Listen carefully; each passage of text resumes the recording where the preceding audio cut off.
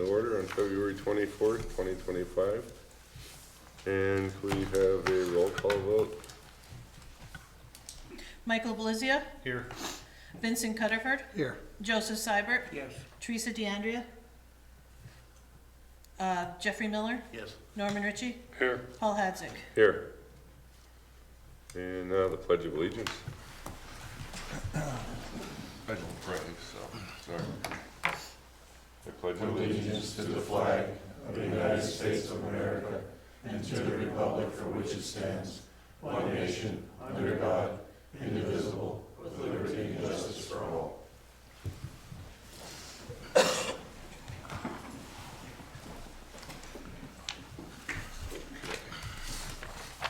Now we need a motion to approve the minutes from the regular meeting of January 27th. Make a motion to approve the minutes. I'll second it. The motion's been made by Councilman Ritchie, seconded by Jeff, or No, Joe. Councilman Seibert, okay. And now we need a motion to approve the treasurer's report.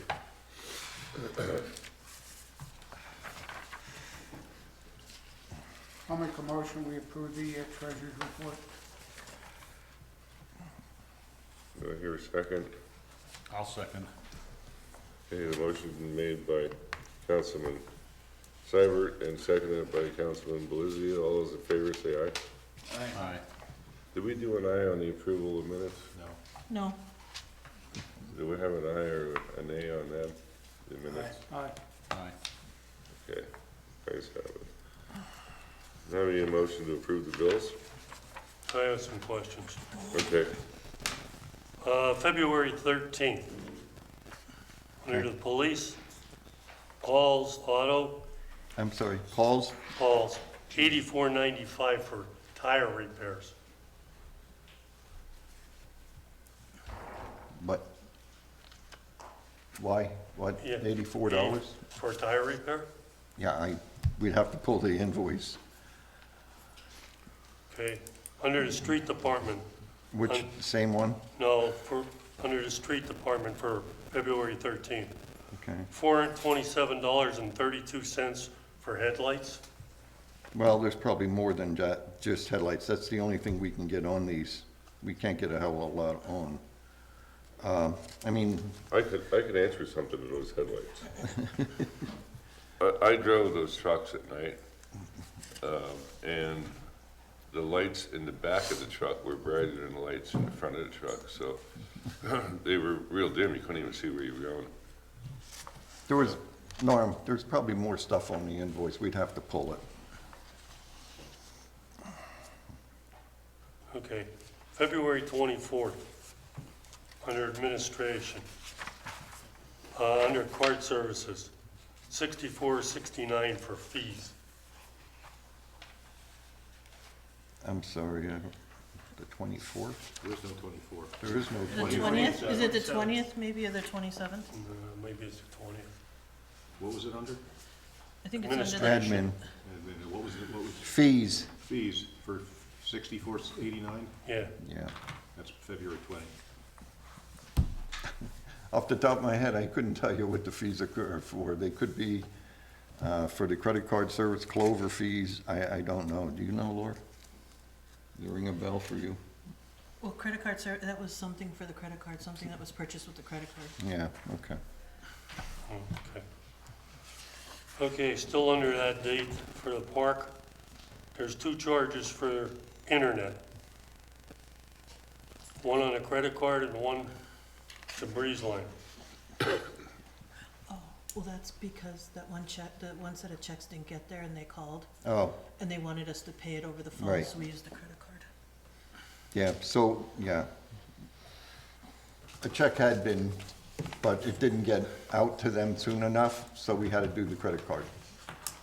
So it wasn't two, it was only one, but the check had been cut, so it's listed. No, it is two No. separate ones. Oh, it is The two separate second, ones? the second one is from the previous month that Oh, they didn't get okay. the checks for. Okay, And then they wanted us to pay it over the phone. okay. Okay, I guess the next one is selective insurance for $1,853 times 4 I guess that's for, That's for property and liability That's and what I figured. everything else. and then February 27th, under the electric, Scott Tyler, $1,160 for gas pump repair. Yeah, we had put it under the electric. Our gas pumps, gentlemen, do you remember what the problem was with the pumps? Was that the bus that went over the leaking? Yeah, I know it needed handles, it needed filters, it needed a bunch of stuff that was, Right, it had to be calibrated, there was a bunch of stuff that had to be calibrated. yeah, we had, actually, there was another call subsequent after this one that we had to bring them out. Okay, that's it. Are you going to make a motion to pay the bill? Make a motion to pay the bills. I'll second it. A motion's been made by Councilman Ritchie, seconded by Councilman Miller. All those in favor say aye. Anybody opposed? Now, are there any other items of concern? Anybody out there have anything to say? No? Okay, we'll move on to business. The key lockbox ordinance, you know what that's about, Jim? Only from looking at this, Vinnie, do you wanna, It's been brought up for like a lot of the, I didn't read the full thing about different buildings or whatever, mainly, I guess, commercial properties, the apartments and stuff. right, So we can get, instead of having a bunch of keys floating around to trucks or different things, we want something to have a master key in the trucks for, and they would have to have a box that our key matches. And then the keys we need for that building will be in that box. And we as the Save fire time. company. Yes, yeah. To maybe, basically be able to access, save time, you know, not wait on key holders, stuff like that. Or if there actually is an emergency, not to have to damage the building more, or anything like that. So we need an ordinance for that? if you want to mandate that certain buildings have this on their, this lockbox or knockbox or whatever it's called, yes, you'd need an ordinance to do that. Okay. And we need a motion to have you Prepare it, prepare it. yeah. It needs some fixing up. What's that? This ordinance needs some straightening out. Yeah. Under section 62-25-F, says the Palmerton Fire Department shall, this is only a sample. Yeah, we didn't do this. This We is didn't pulled do up from this. Somewhere else. oh, You know, I wasn't gonna go through and change this okay, for not, you know. So this is just a sample to work off of. We need a motion to move forward. Yeah. I make a motion to move forward with the key lock. Could I ask, Yeah. may I please ask a question before we do that? Yes. Do we have any cost associated with these boxes? Yeah, so, depending on how they would pay, we just, so we looked up some online. You don't have to do like, the people wouldn't have to get the commercial box, so it's a little bit cheaper. Could run anywhere from $300 to $500 for the box. For the trucks, on the other hand, to have the boxes we want in the trucks, and then they're gonna be keypadded, so like coded for each person to be able to, if you take that key out, you're kinda getting a key to the city, so it's kinda like making sure we know you took it out, or whoever. Those on the other hand would probably fall on the part of the fire company or the borough wants to split. Those boxes could be as much of, for the digital ones, that record everything, $1,400 a box, so. And who pays for that? Well, that would become between the fire company and us and relief, or however we would pay for it. And we don't have to do all the trucks at once, could do them, you know, a couple at a time. Okay, you're saying the box that you have in your fire truck. you That pay we for. would need to get- Yeah, we would the have to ones get that are that. on the building, the individual pays. They would pay for that, right. right. And then basically the fire company, Borough, would have a set code. So when they would order this box, they would tell them the code it needs, and it would come coded for our key to fit.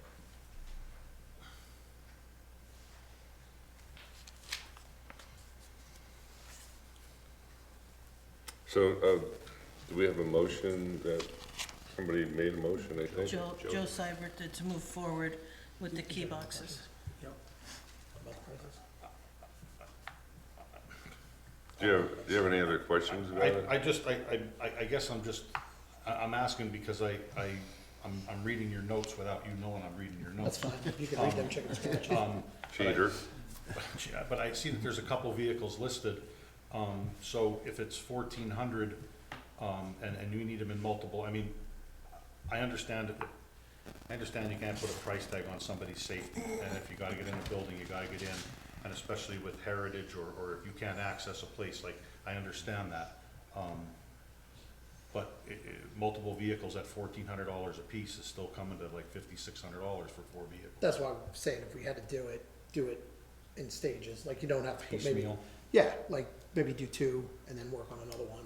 Do we know, and again, I'm preliminarily, do we know, this ordinance, do we know how many locations, are subjected to this? Depending on, I don't want the ordinance, well, obviously it's a cut and pasted ordinance, so I don't know Well, who it would, well, you Mainly look at apartments. Evergreen Apartments, stuff like that.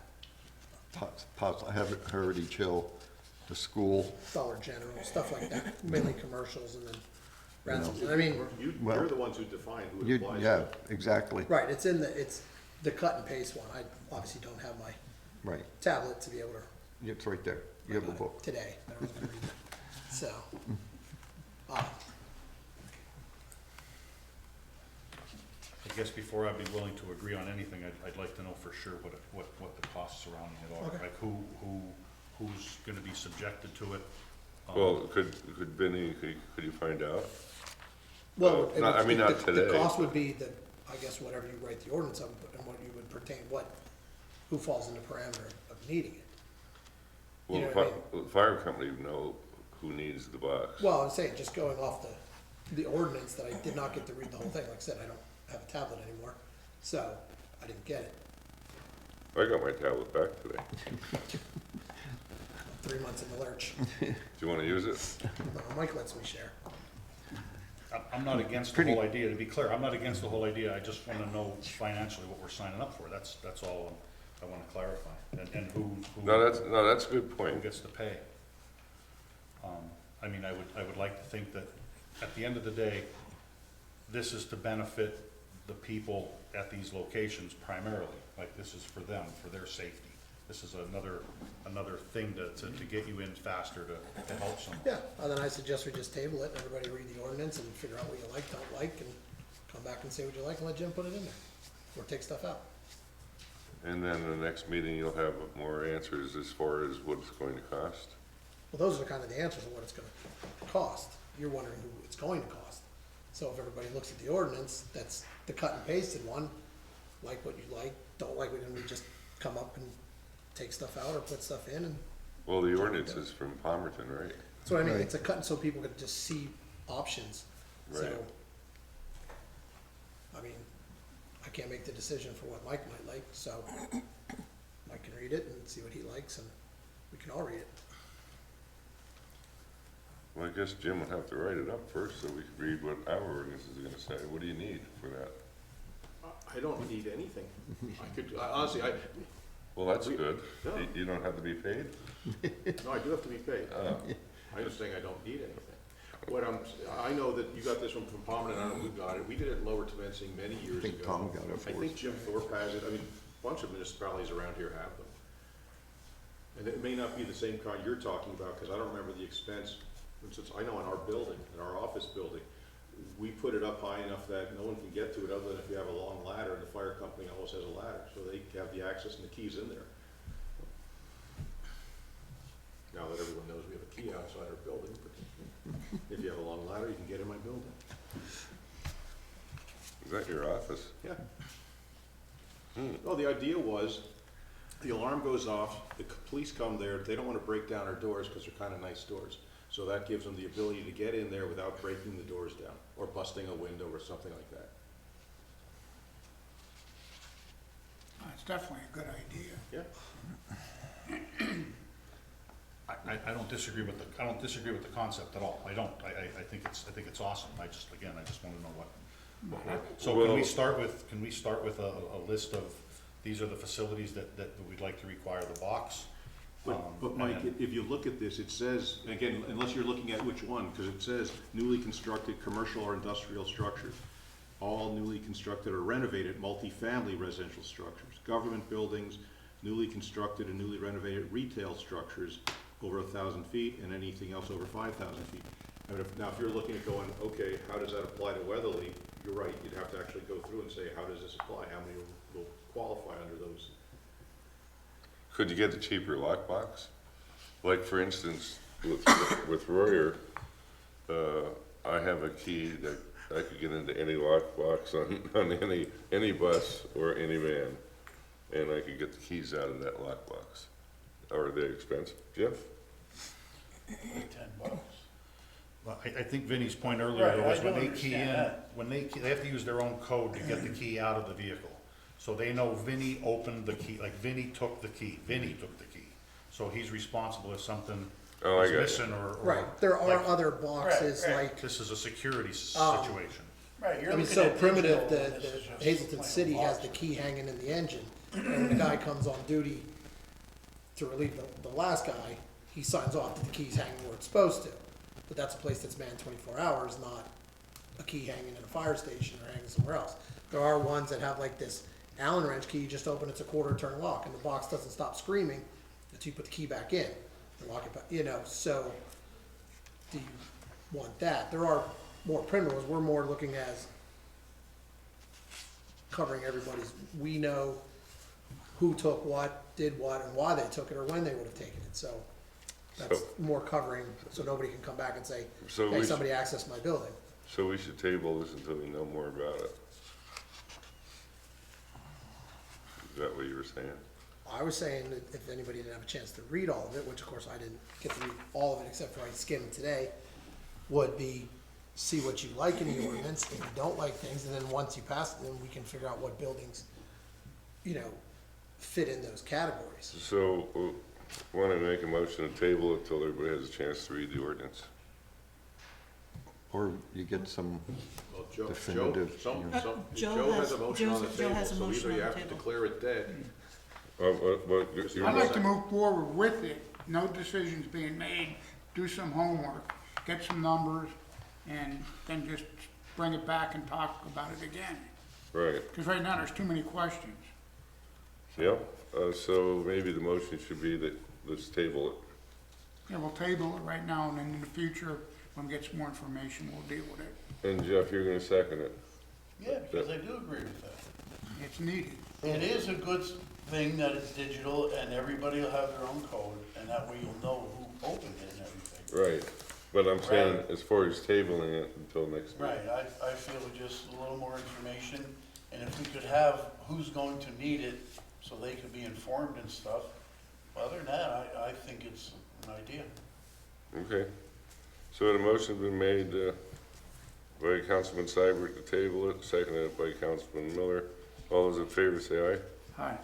Anybody opposed? Yeah, ayes have it. Next is the AMP Ohio Resolution and Master Agreement to participate in safety and training programs. Go ahead.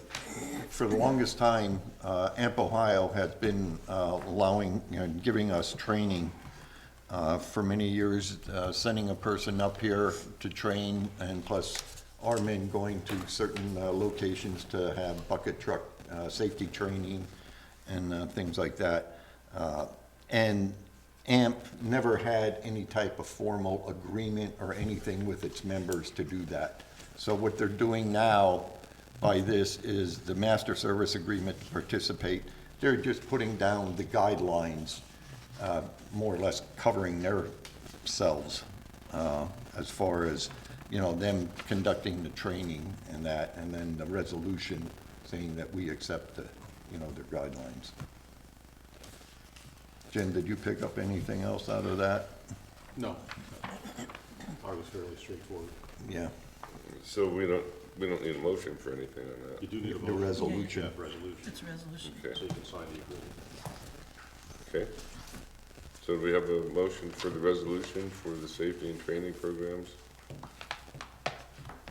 So moved. Okay, Councilman Ritchie made the motion. Do we have a second? You seconded, Joe? Yeah.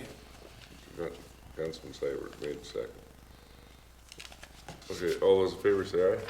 Aye. Anybody opposed? Ayes have it.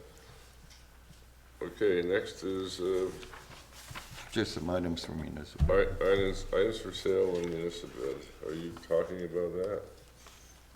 These are these are just excess items that, you know. Remember, I didn't read anything. Yeah, I'm sorry. I'm just here. That we just want to get out and see if we can get any cash for them. How many items do we have to go on? You have 6 flashlights, 1 refrigeration unit, 1 generator panel, and the cold defense rings, slings. I think there were, Tracy, what were there, 5? I'm not sure how many there are. I thought there were around 5 of those defense rings. Slings. Is refrigeration unit electric or does it have? That's, as far as I know, it's electric. So we need a motion to put them up for sale? Yes. Do I hear a motion to put the items for sale on municipal bid? Yeah, I'll make a motion to put these items on for sale on bid. Okay. Motion's been made by Councilman Seibert. Do I hear a second? I'll second it. Seconded by Councilman Velizzi. All those in favor say aye. Aye. Anybody opposed? Ayes have it. As far as municipal bid, so, that forklift that's back there, that big thing that I guess General Patton drove here, Oh, the dresser. yeah, like, are we gonna keep that? Well, we use it to move some heavy stuff, like our generators and everything else. No, I And just- actually, we're gonna use it to move the fishing shed. Wonder if that Patton was a good driver. He parked it pretty good there. But, okay, so, are we clear with that, Lori? Yes, I don't- yes, we're good. Okay, the next is the electric reconnection and inspection requirements discussion. Tom, our code enforcement, had brought this to my attention, and the gentleman, Corey and Donnie, we have found ourselves in many situations that a house has been sitting idle, like China Jade. And they get a new owner, and the owner says, well, I want my electric turned on. Well, that house has been sitting for a year. We know that the water pipes had broken in and everything else, that we just want to have something to say that you require an inspection before we turn on anything, you know? And there's different, a lot of this is, some of it is covered under our ordinance, the installation of an emergency or standby. And again, if the power is off in a unit for more than a year, it should be inspected. Corey, wouldn't you agree on some of these situations that we ran against? Yeah, absolutely. I mean, I can attest. We went to one on Yagle Street. They wanted us to turn the power on. The wires literally hanging out of the meter box with no meter, and she wanted us to turn it on to energize the panel. Who would do the inspection? I'm assuming that would be Tom. Well, yeah, advanced, Advanced. yeah. Advanced code. It's not us, it's some. No. Because I know it said in here, someone who's certified by the state, but it didn't say certified in what. Yeah, well, that's actually our building code officials. Okay. You know, that would do that. And we just run into these situations, and it just seems like it's happening more and more often now, that we're running into this. And Harold, another quick one. We just had one on Carbon Street, a condemned house. A condemned house, and we were called to go turn the power on a condemned house. Where that should have been checked by somebody, Right, before we get there to throw the power in, and the house burns down. yeah, because somebody had bought the house and they wanted it turned on, and wasn't that the one where the copper was taken? Yeah, the whole house was stripped. Yeah, exactly, So what can we do to make sure that doesn't happen? this, This will eliminate that, right. better communication. Well, it's also with, Do we need an ordinance on this? That's what he's talking about, so amending the ordinance. Okay. we're gonna amend it. But yeah, we have an electric ordinance, it's not a pretty detailed one, but it doesn't cover all these things. And a lot of times what happens is you are the first to see it, you know, when you get there. Now, we can pick it up here by how much time a house has been shut off, you know, or we know that, you know, it hasn't been renovated or whatever. So between the office staff and, you know, the electric crew, you know, we can pick out some of this stuff and say, well, wait a minute, before we energize it, we think, based on this, we need an inspection. So we just need a motion to amend the ordinance. Is that correct? Motion to amend to add these provisions to it, yes. Okay. Or substantially like these, I'm not sure, I looked at it, I wasn't sure if all of it's already in the UCC, and I know part of it, I went on and got the PP&L thing that this is taken from. They have some type of card, a cut card, it's referred to in here. Yes. And that we're supposed to then, for One- word for word. Yes, once it's been inspected, we get what's called a cut-in card that tells you, well, in a lot of cases, we ran into situations where, but a cut-in card allows the electric system to go in and turn it on, that it's been inspected and, It's sort of like a new service, yes, a quick card. yep. But it could be for any aspect of inspection. Right. And then that cut card would be turned over to our electric guys Yes. to say, go do it if the house burns down, it was already inspected. Right. Okay. Do we need, So we need a motion to add the reconnection and inspection requirements to the ordinance we already have. I'll make a motion that we add the requirements to our, for everybody's safety and even the borough's safety, I feel we should. Second. Okay, motion was made by Councilman Miller, seconded by Councilman Seibert. All those in favor say aye. Aye. Anybody opposed? Ayes have it. Okay. I guess you could add that to the ordinance. I will draft it and get it up to Harold. Okay. The next is discussion on the form of government. I brought it up last month, and I don't know if everybody understood it. The only thing I was asking for is that we go to the standard form of government like everybody else in the whole area has, instead of being just one of 5 in the state of Pennsylvania to have our prehistoric 50-year-old government.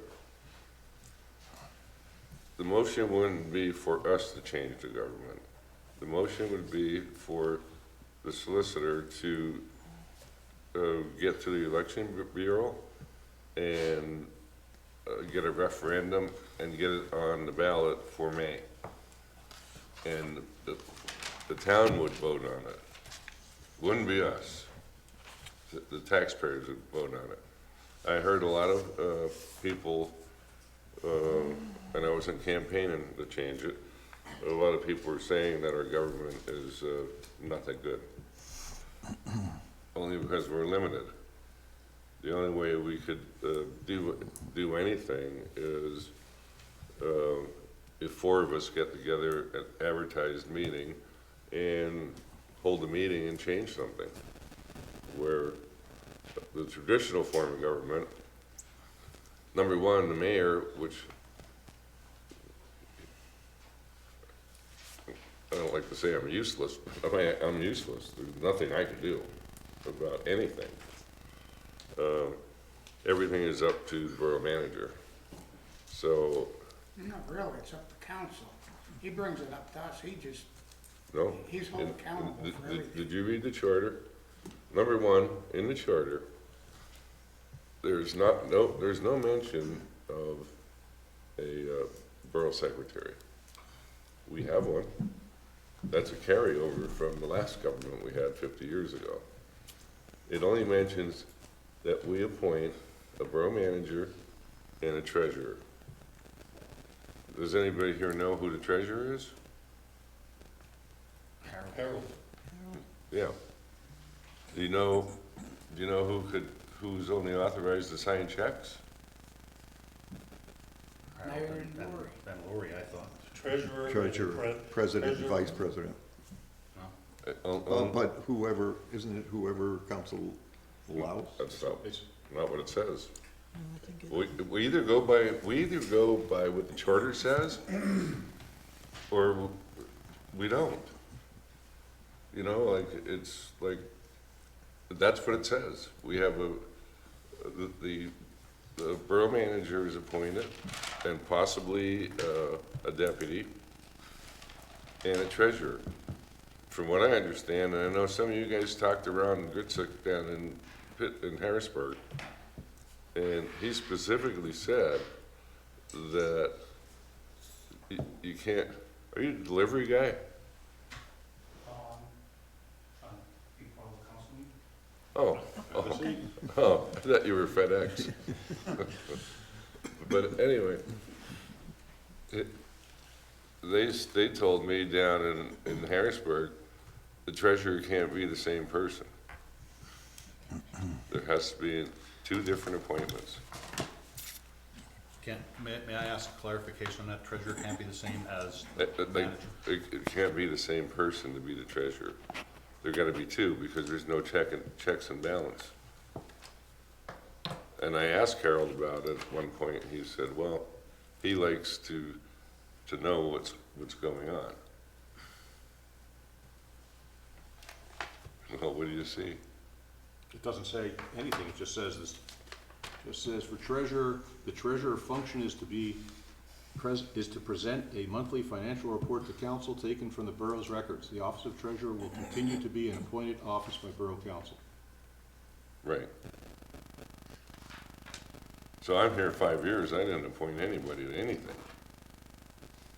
And the council appoint anybody? I mean, either we do it right or we don't do it. So what I was saying about the form of government, why don't we go to a traditional form of government where the mayor actually has some kind of authority? Not that I want it, but I'm just saying it's, I don't know, the way I look at it, go ahead, Vinnie. I'm sorry, Joe.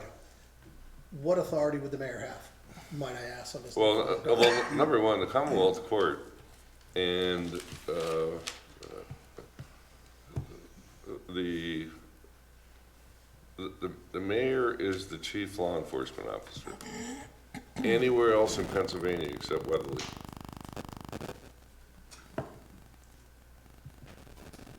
Go ahead, keep going. Harold, did you send my What else is email there? that I sent to you to council? The one on January 30th about the procedure? I sent you that, what I got from Jen Kedlich, which had the referendum handbook. No, I didn't get that out. Okay, all right. Because, PJ, it's not as simple when you. No, well, I talked to Jen, I know, and she sounded like it was not that bad. yes, and then I emailed her, and I said, I actually called her, then emailed her, and she said, well, I don't know that question, what else I need to do? So then she contacted Harrisburg and said, oh, here's the referendum handbook, which says how you go about doing it. That's from the Department of State. Yes, I saw that. okay, well, How hard could it be? it says that if you wish to, home rule charters and optional forms of government may be repealed only through the election of a duly elected study commission by the procedures described above. So the procedures described above is you gotta go through the same procedure that we did when we got into this. Right. Back 50 years ago. So your first thing would be to put on the ballot, should we have this election committee appointed? And The study commission. Yeah, and the electorate would decide if a study commission would be appointed. And if so, that study commission then reviews it and then comes back and makes a recommendation to council. And if council at that point, and if they wish to change it or whatever, then we can put that on the ballot again. So there's actually 2 items that have to go on the ballot. Yeah, 2 different times. Yeah. But you had another question, man. I still wanna know what other powers the mayor would have under this form of government, other than being in charge of the police. Under this form? The one you wanna change to is what I'm asking. Well, the one I wanted to change to is just a normal form of government. Well, you're saying you want a normal form of government because you are just the rest of us. You have no specific Well, power other than running the meetings, and you're just kind of like a figurehead that sits here, right? Is that what you just said before? You don't have a choice to have a different president of council. I You didn't don't- ask about having a different president of council. No, I'm saying, I'm I'm just trying to telling say you. to you, what you're doing and what you're saying, your position right now is no different, other than being president of council, because you're elected mayor, or anybody elected mayor, is a figurehead that sits at the head of the table, as opposed to what any of us can do. Is that what I'm just trying to say, we're all equal except you run the meetings? Is that what If we had a traditional form of government, this board would appoint a president of council. I get elected president of council, Okay, and I'm president of council until I leave. right. What I'm saying is, what are your duties as president of council? What I'm doing right now, just sitting here. Running the meeting, do you get a regular vote, or you get a tie-breaking vote, are you? No. I already asked that at the last meeting. I said, do I have 2 votes? Because what if somebody didn't show up like today, and there's 6 of us, and it goes to a tie? Who breaks the tie? The mayor. Well, if I already voted, I'm the mayor, but according to Jim, I can't have 2 votes. So it goes away, whatever we voted on. Where if we had a traditional form of government, I wouldn't even be sitting right here. I'd be sitting somewhere out there, and if you needed a tiebreaker, I'd be like the Vice President of the United States, sort of, where she comes in, if the Senate goes to a tie, and the Vice President breaks the tie. So it just makes no sense. And that's why I was calling Harrisburg. I was trying to find out what function, if I'm president of council, how could I be also the mayor? Because a traditional form of government, that's not the way it is. Is that correct, Jim? Traditional form of government, you're right, mayor is not also president of council, because in a traditional form of government, the mayor is separate from council. That's right. So, Okay, then on other than meetings, what other powers does the mayor then wield over the borough? nothing. He comes and just shows up. You just said you were the chief law enforcement officer of the borough, Well, I'm not gonna be here bossing the police around. but you could. I'd be an advisor to them. But you could. I could, yeah, Okay. yeah.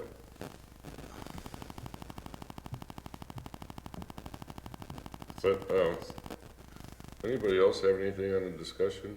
Because it appears to me that we're not going to be moving anywhere with that. Go ahead, Benny. Thank you. Jim, I have a question. Yeah. So with all these referendums that would have to hit ballot after ballot, you know, in the election cycle to come up with changing all this stuff, is there any forms of government that, with our form of government, that we don't even have a mayor?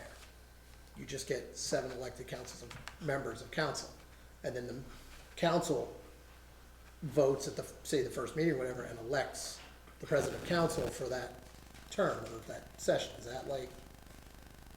Okay, you asked a couple questions. Well, that's what I'm saying. Is there like a reason to have a mayor is what I'm asking. That's my question. Well, first of all, In this form of government, in the one we have now, currently, yes. okay? The mayor, because that's part of our form of government, is to have the mayor who is on council. It's called a mayor council. Okay. And it just, PJ is the mayor councilman. He was elected to that position. Why is what he's saying. He is always going to be president of council. Okay. That position will always be president. Now, are there other forms of government which don't have a mayor? There may be, not that I know. I'm just curious. I know there are. There are none. Okay, there are several optional forms of government, there's like 6 or 7 of them that you can choose from. But whether or not there's any without a mayor, I know you say there are none, there may not be, I don't know. Now, going back to, if we would go back to the regular form of government, the standard form of government, yes, the mayor is a separate person. There's seven, doesn't have to even be 7, I think you can have 5 council people, but there's 7 council people, and there's a mayor. And PJ's right, he sits out there somewhere, and he breaks ties if he wants to. A lot of times the mayors don't want to break ties, because a lot of times a tie is a controversial thing, and they go, nope, I'm not touching it. has the ability to break tie. He also oversees the police department, and he also conducts the organizational meeting at the beginning of every even-numbered year. Okay. So, thanks, you're welcome. That's what you're here for. What's that? Any other discussion on the form of government? With that, I guess, that's going nowhere, so that's fine with me. I'm not gonna hurt my feelings. Yeah, okay, now, we were going to have a discussion on the non-uniform pension plan and go to executive session, but the Herald was telling me that, Yeah, I'm still waiting, I want some more stuff from the, okay. Now, you're gonna get the pension things to the workers and go Well- over it with them? I will once you approve it, the pension plan. Okay. Once you guys approve the Now, pension there were plan. 5 studies, correct? Yes, yes. Okay. And, The council has to really look at it first. yeah, and the studies were ordered up, and it has, there's different ways for the pension plan to have enough. Is this the thing that Colleen did? Yes. Yeah, okay.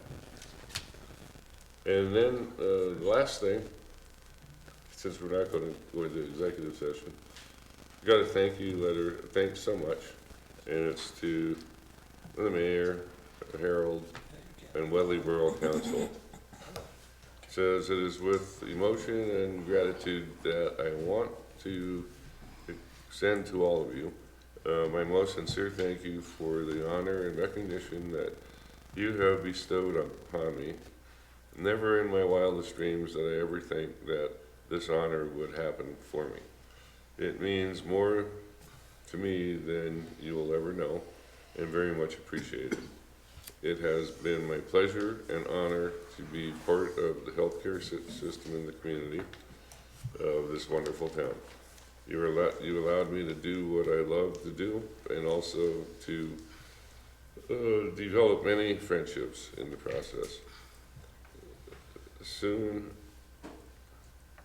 like we all were, well, seems like we all were family.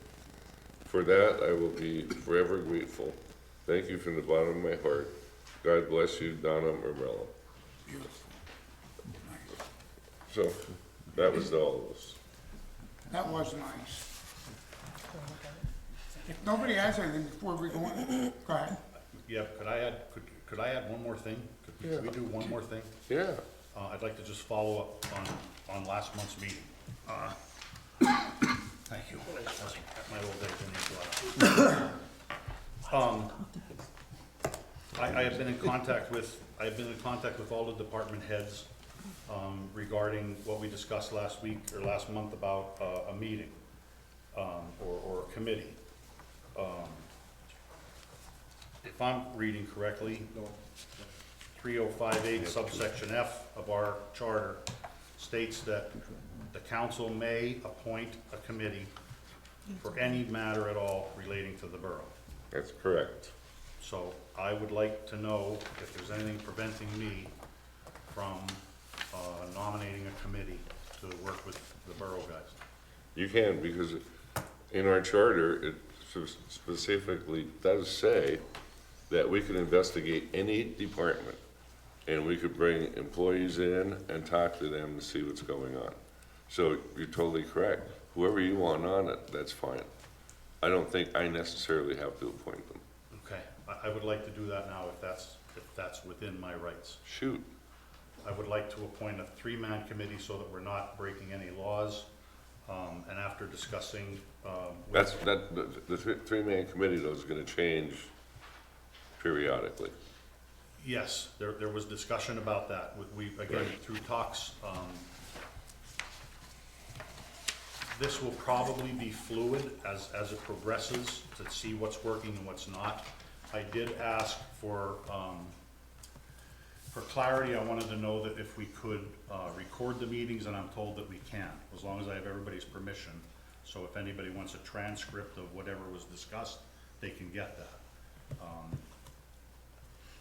There was talk about perhaps one chairperson with 2 rotating through the system. so that there's one person that always has a notebook of whatever that may be.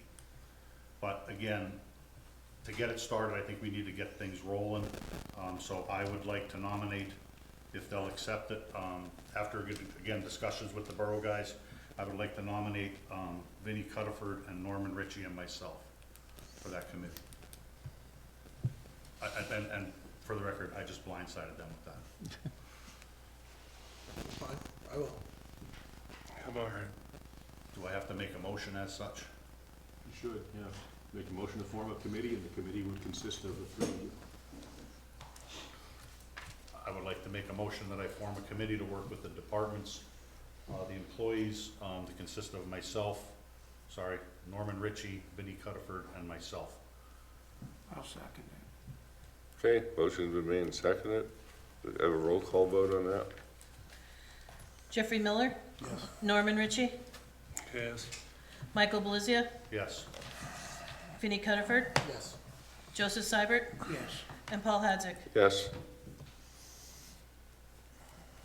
And when are you going to be meeting with people? Because if you're gonna meet with the employees and start bringing them in at nighttime, I don't think they're gonna agree with that, so I hope you can take off during the day. I can for this, yeah, I can, yeah, absolutely. Because they should come while they're working. Yeah, I can, yeah, and we could do this early in the Now, who are you gonna work with? The electric, the street, the water, the police, everybody? Yeah, yes, I have no problem with any of that. Initially, it was not police, but that's perfectly fine as well. If nobody Well, has they any may have opposition. problems from time to time, so, Yeah, I'm good with it. Should start out with the department heads. Yes, there was discussions to do that, yes, there was. just the department heads? Yes, but again, there's, the employees have some different views and opinions on how we should do it. That's correct, I was So- gonna say everybody. So I wanted to get it rolling, and I will probably leave it up to their discretion, what they're most comfortable with to get it started, and we'll take it from there. Because the water, he only has one guy, the sewer only has one guy. You know, there's three in the electric, and there's three in the street department. And I don't know how many the police have, so, We'll get things moving anyway. okay, when are you gonna start?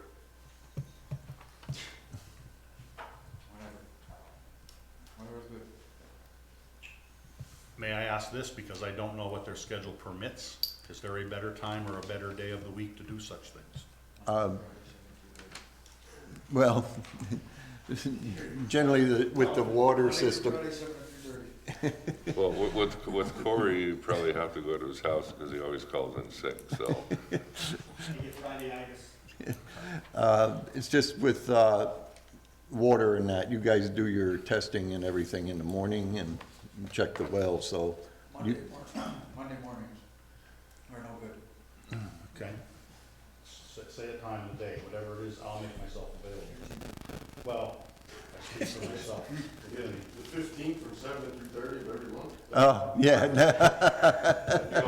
the 15th is meter No. reading day. I think we should have 8-hour meetings then. Yeah, absolutely. Seriously, I can't speak for you. I apologize to speak for you. Figure it out. But you wanna set it, does somebody wanna set a time of the day right now? Again, I don't know your Turn it schedule, off. so I don't wanna create a conflict. We could get in touch with you. Yeah. We'll talk about it. Okay, that's fine. I will wait, I will wait to hear from the employees. All three of you are also available as well. Yes. Yeah, and if I'm work, I'll call in and just be on speaker and listen to everything. I'll work on get out of bed. Yeah, every day's a Saturday for me. Then the ball is in your court. You will reach out to me. Okay? Okay. That's as close as I can get to a time and a date. I'm going to. Here. Yeah, well, you can't have it from 2 to 3, general hospital's on, so Norm won't be able to make it. I got something. Go ahead. Our hill climbs are June 7th and 8th and September 13th and 14th.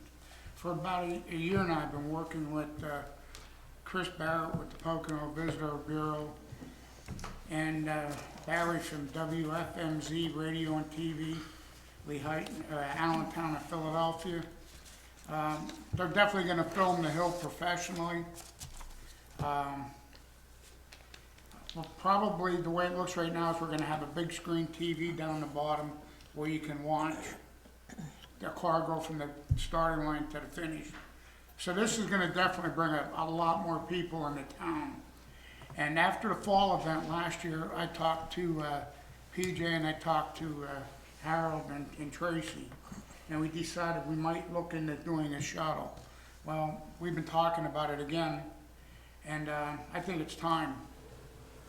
I'd like to get permission to use the park lot and the trails and the lot here.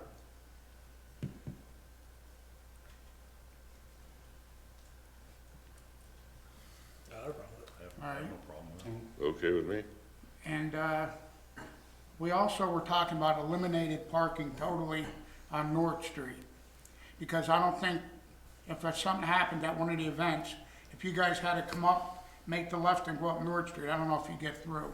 Probably not, but I mean, even if you limited it to one side, I think would be, Isn't that what it is, one side now or they're not? parked on both sides. No, they park on both now. Yeah, Yeah, so I'm saying, if you limit it on one side of the street, that would probably be okay too, get a truck. well, I mean, we It's up don't to you have guys, to, we don't have to decide right now, but why don't you guys think about it? And I know I've talked to PJ last fall, and I've talked to Harold and Tracy too. So we gotta decide what we're gonna do, and then, whatever we do, whatever changes we're gonna make, we'll have to put on our website. And so people will know when they get into town, and we'll have signs up and stuff. But, I also got some numbers together from our 23 event last year. I don't have them with me, but, the nonprofit, between the nonprofit groups, what they make, the donations we make to the different fire companies and different things like that. The money we actually, I talked to some of the businesses, and then like, we have accounts in different people we deal with, Murphy Lumber and different places. We have an account at TJ's when we need gas, whatever, we go there. Place up there at Cedar Street Supply. I put all these numbers together. Janet Geddick was in charge of nonprofit groups. They made $25,000 alone last year down there. Our total number that we brought in for 23 is like $78,800. It's pretty hard to believe, but we generate a lot of money in the area doing this. And I just figured, you know, I could get you guys copies of everything if you'd like to see it. Joe. You know? Yeah, if you wanna pass it around. Yeah, and my next thing is, I might be pushing my luck. Right now, we have a safety issue, and Connors was mayor yet. We talked about it, but I never asked for it. Getting some type of light halfway down in the pit area, like either going down or coming up. If you're coming up from Vinnie's Firehouse, about halfway up, you know, I don't know, there's trees there, but I don't know if you could put a pole or do anything, if you could do anything off any of those trees, but it's so dark there, and especially in the spring, the drivers bring their kids and stuff, and we shut that road down, but there's still, it's dark there, and people get up to use the facilities. I just don't want to see anybody get hurt, because it's crowded down there to begin with, you know? So I don't know if there's anything the borough can do. I might be able to go out and rent some type of generator to run at night. I don't know. We'd have to see what location you're talking about. Corey, do you have an idea where he's at, talking? I think so. Is that at the bottom of your large pit area? This is the large pit area. It's kind of like halfway. I'd want a pole like halfway down or halfway up there. Of the In the large middle. pit Yeah, area? the real big pit area, yeah. Halfway in Because that back. whole area is so dark, there's nothing there. Between there and the firehouse. I don't know. Anything, The poles going up there, there are 100 poles, no secondary. There's no secondary there. For us, that's all foundry stuff. That's why I said, I mean, I know things don't, like, we were gonna try to do something on two for more power, but you couldn't do that because it would be too costly, you know? So, Joe, is that 25,000 per event or per year? per year. Yeah, I mean, it's an incredible amount yeah, it's a lot of money. to push into town, for sure. Yeah. Well, the drivers don't, when they come to town, they bring their campers, they eat here. Then Friday night, we have the firehouse open to them, and, we pay $150 to use the firehouse. And then, Rich makes whatever he makes, cooking, and then the bar does pretty well. I don't know how true it is, but Kenny said that's their busiest weekends of the year, I'm not sure, Yeah, you know? probably so. That's But, awesome. and last year we got Carbon County Fire and Police involved a little bit to work the corners and help us. So that, we've made minimal donations to them. And the other thing I was thinking about is, Harold said there's water right on Hill Street there. I don't know Yeah, we can do that next meeting. what it would cost and how much work would be involved if we could just get basic water run there. Like water run into the Up from Hill pavilion, Street to the pad, to the pavilion area. yeah. Now, I don't wanna, you know what I mean? What we can do, we can, and what we can't, you know? 118,000, how can we tax that? Just kidding. Buck a car for parking. What's that? We want $1 a car for every car to get parking. How about the 35 cars that were in my yard? $2 for each of those. Well, I'll have to work this out with I guess talk to Roar, or go up, talk to the school, and maybe they could hook me up with somebody, Talk to him. yeah. Maybe, yeah, okay, He works for them. yeah, that's right. He's a brown noser down See, there. that's one, other events do this to a degree. Cause their events, their trails don't go all the way up, so they have a shuttle, and it's, they pay the driver, and then he gets a donation jar. You know, but we could do different things, I mean, you could charge you $5 to park.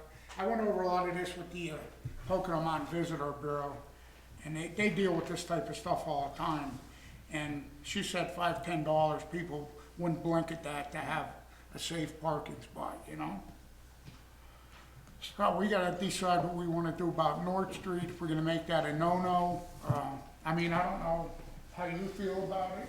Yeah, I was gonna say, just make sure you keep us in the loop with whatever you feel with that. But, Yeah. Well, I mean, it's a nightmare. North Street's a nightmare. Okay. I mean, like, Vinnie said, one side would probably work. So Yeah. we make an offset, the parking back a little bit farther. But again, we've seen where, they're parking in people's yards and getting off really far, so. I mean, Yeah. ultimately, it's everybody's decision.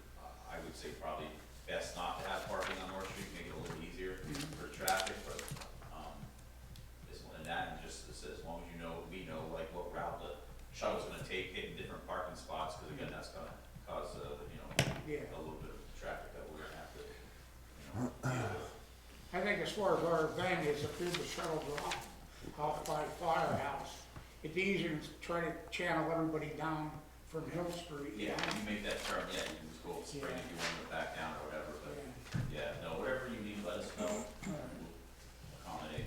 Well, I guess we need a motion. Norm, I do you have another request- question?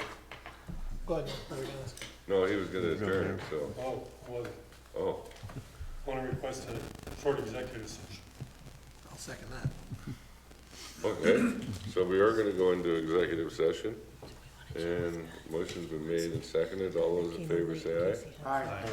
Everybody in favor? Or opposed? Okay, the ayes have it. We'll go into executive session. I'm sorry, Paul John, who made the motion? Norm did, and then Vinnie seconded.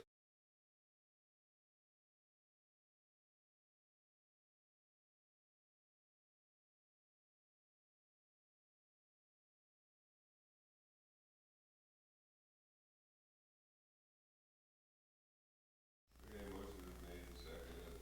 All in favor say aye. Aye. Anybody opposed? Ayes have it.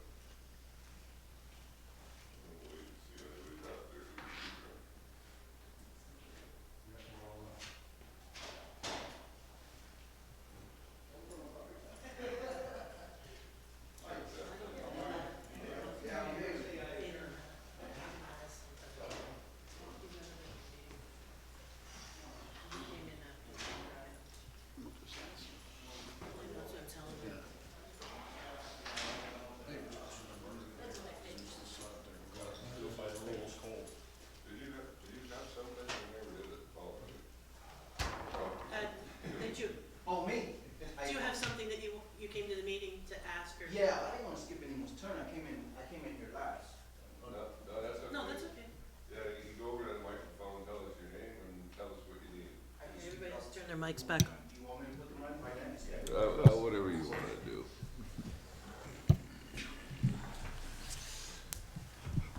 All right, so my name is Don Feliciano.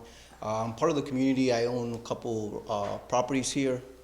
Just want to say I love the town. My kids go to the school here. I kind of know a few faces as well here as well. So honestly, my only concern was in regards to the bill, the electric bill. And I think me and Lori know each other pretty well. I kind of give her a hard time sometimes with that. But I guess for me, it was more of just a concern, and I'm going to speak specifically for last bill, right? Just to kind of have that in context. So my last bill for one of the properties was, say, roughly $280 for, say, November, December bill. And granted, we know that for January and some February, we had single digits.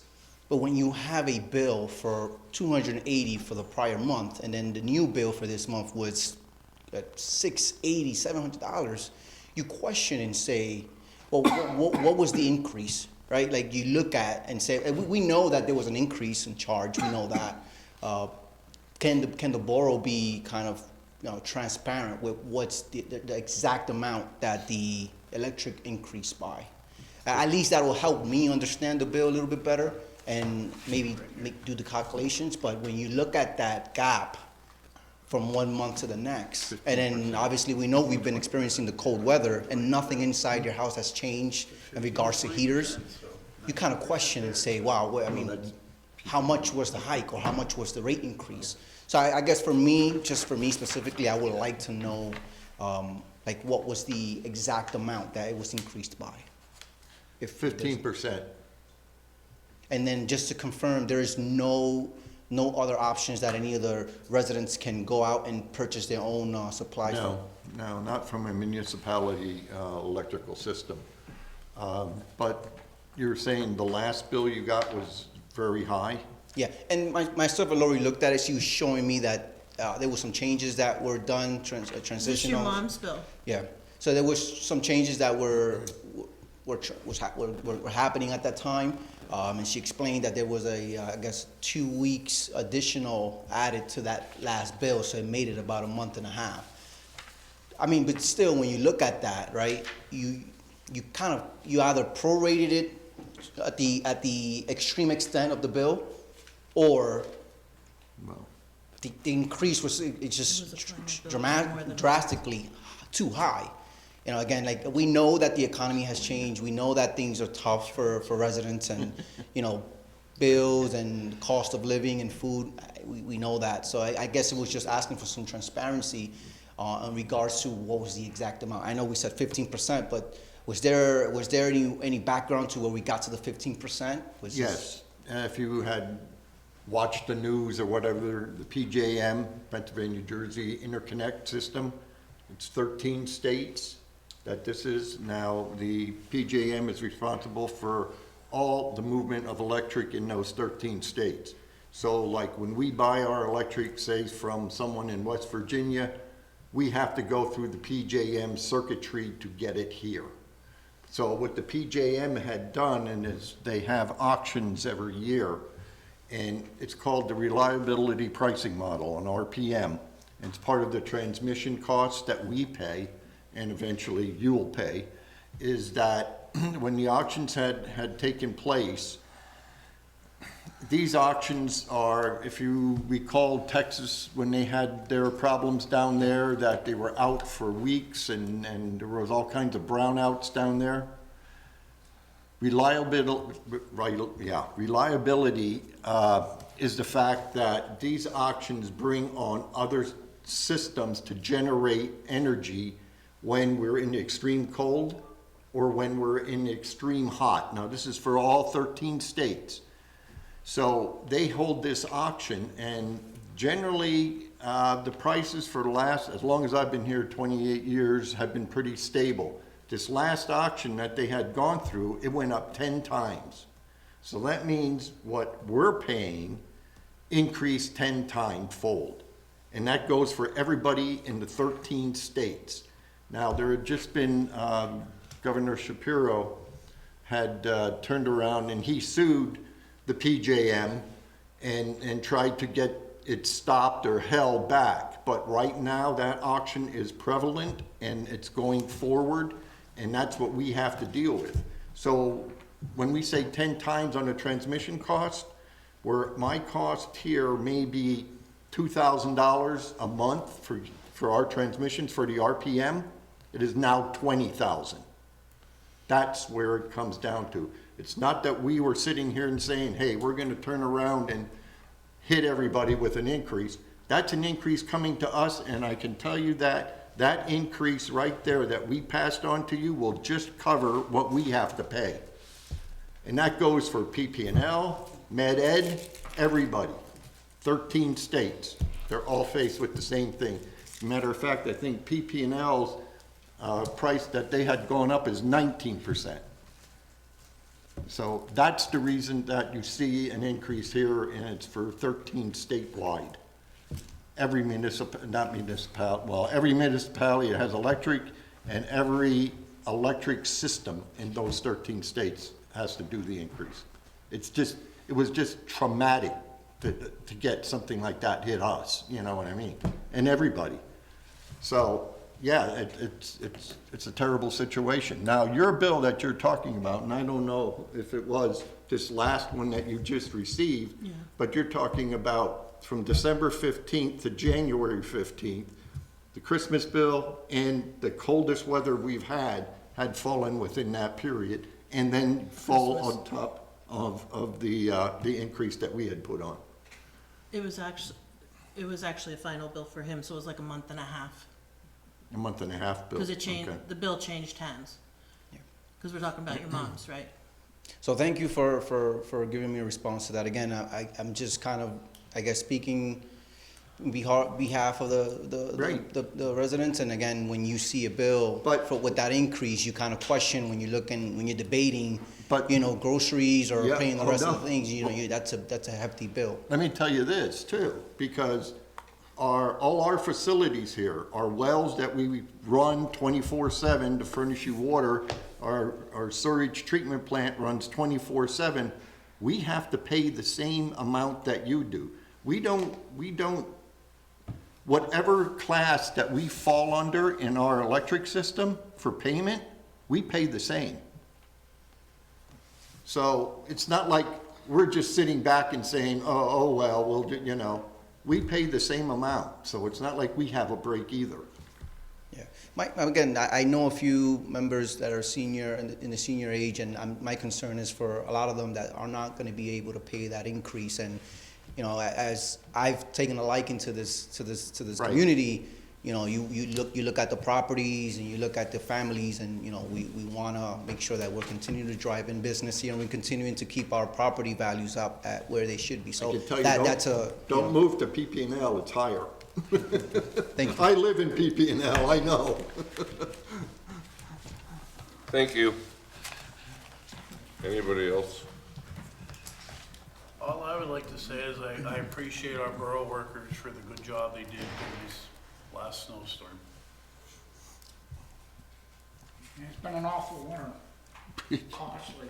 It's cold. And cold. Well, I'm looking for a motion to adjourn. Make a motion to adjourn. Seconded. Motion's been made by Councilman Ritchie, second by Councilman Seibert. All those in favor say aye. Aye. Anybody opposed? We are adjourned.